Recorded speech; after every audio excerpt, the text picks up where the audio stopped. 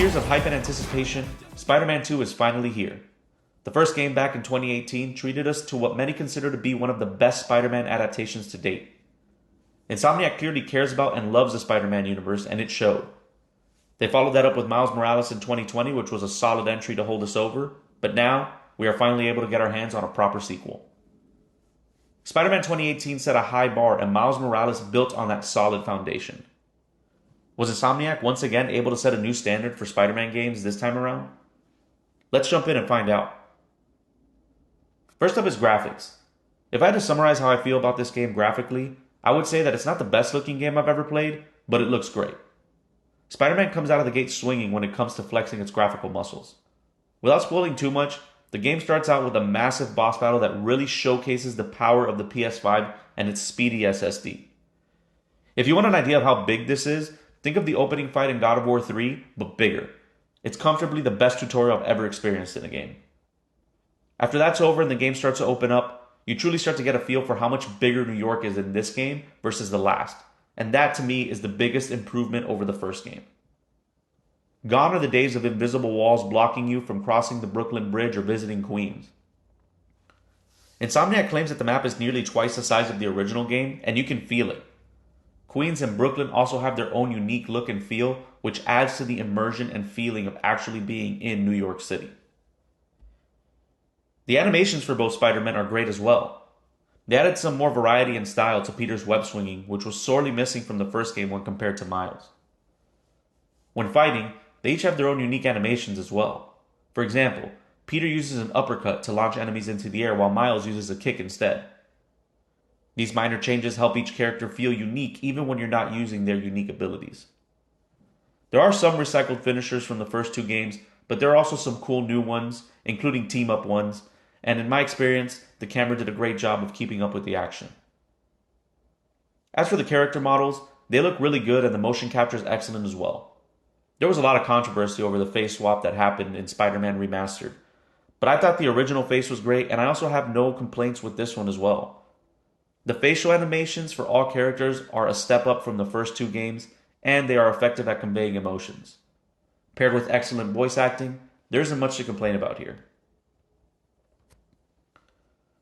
Despite all the praise I'm heaping on it, I did run into some strange glitches. I had a couple of instances where I had to restart a mission because an enemy glitched into a wall where I couldn't get to him, so I couldn't complete the objective.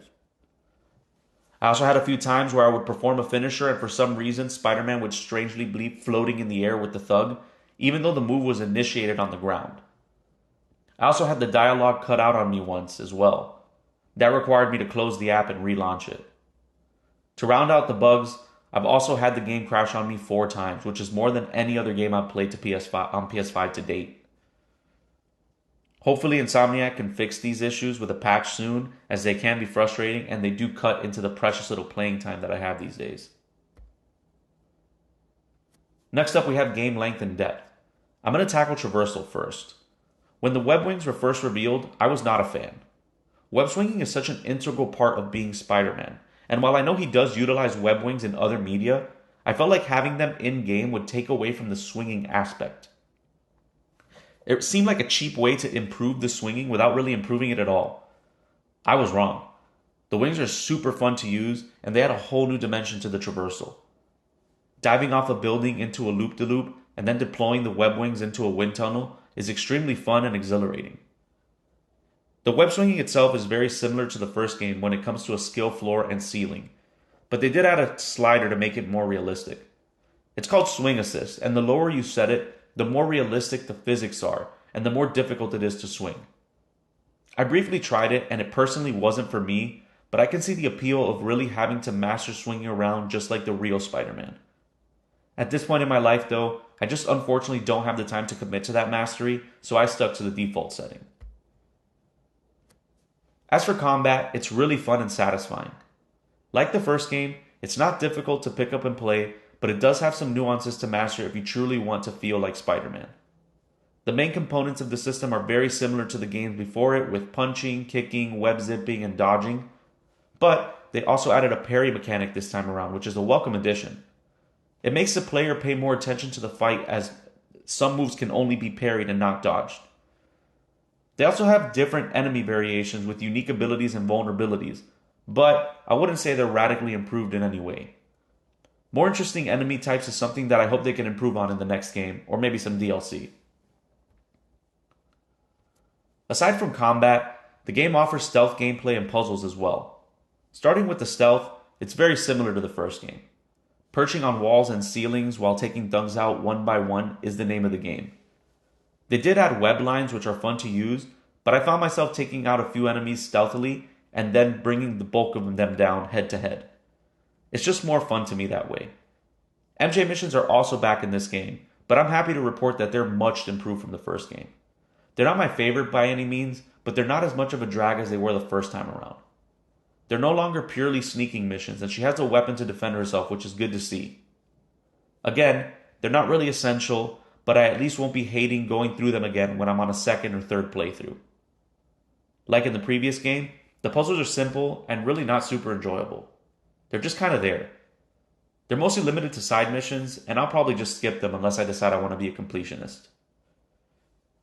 I do want to mention the boss fights as well. They're epic. A huge step up from the first two games. That's all I'll say to avoid spoilers, but I can see myself replaying these multiple times. They also made some changes to the controls that I'm a huge fan of. The best thing they did was remove the gadget wheel and instead map that to holding R1 and using one of the face buttons for each gadget.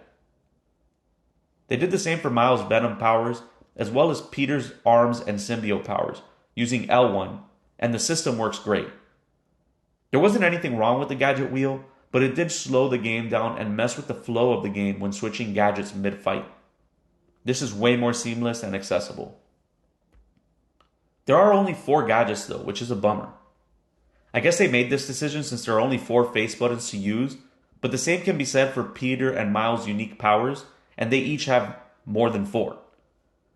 Each gadget can also be upgraded a number of times, so there is some depth there, but it seems strange to have less gadgets here than in the first game. There are more skills to unlock this time around though, as Peter and Miles have their own unique skill trees, as well as one larger tree that applies to both of them. It's still 3 trees total, but there is more to unlock this time around. The suit game is also up from the last game with over 60, and a good number of them also have variations to unlock as well. The main story mission should run you about 15 hours on the normal difficulty if you solely focus on completing it. I would say that if you take your time and throw in some side missions as well as stopping some of the random crimes to upgrade the Spider-Man along the way, you're looking at a 20-hour experience. That's how long I think most people will take, realistically. If you're a completionist and you want to go for a platinum trophy, you'll probably spend about 25 hours on it. There is a ton of production value in each and every minute of this game's main story, and its side missions are mini stories themselves, so there's no wasted time here. Insomniac has also confirmed that they'll be adding a new Game Plus mode, as well as Mission Select, before the end of the year, so that should add some replayability. As a husband with a full-time job and other obligations, this is honestly the perfect experience for me.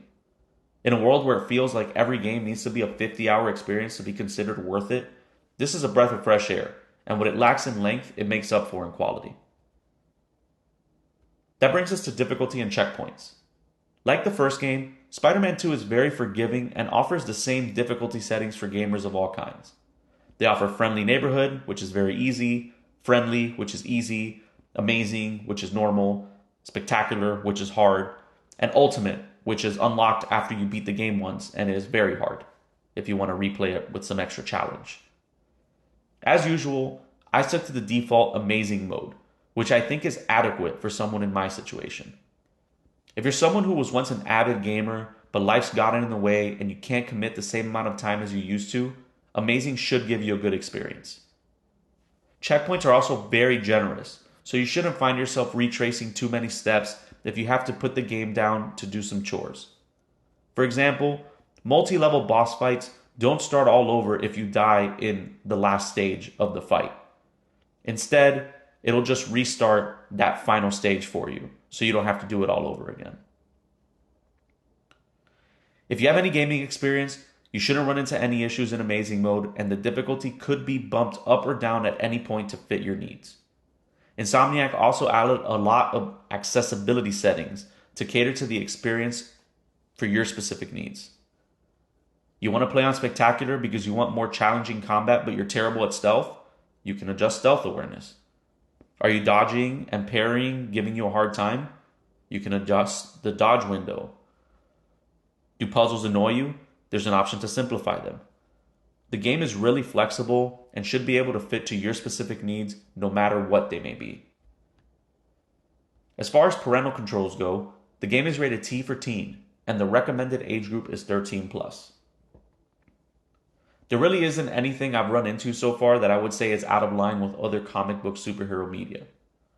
As Spider-Man, you'll be stopping drug crimes, store robberies, muggings, arsons, and high-speed car chases. There is also a character who gets choked to death, and there's some blood in certain scenes, but nothing egregious.